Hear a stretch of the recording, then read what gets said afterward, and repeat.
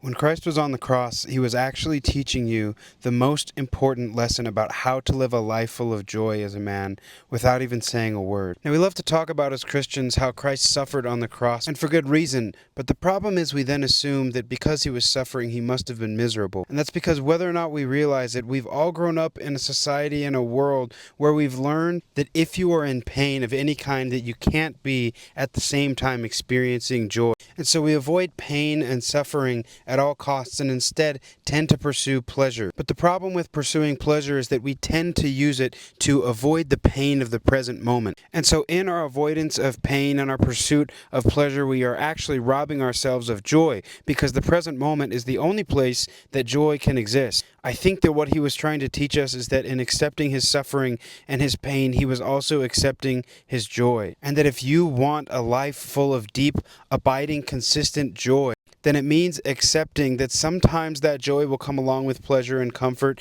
but sometimes it will come along with pain and suffering, and you have to accept both. We are designed to be able to experience joy even on our darkest days, and Christ, as always, is the perfect example of that. Love you, bro.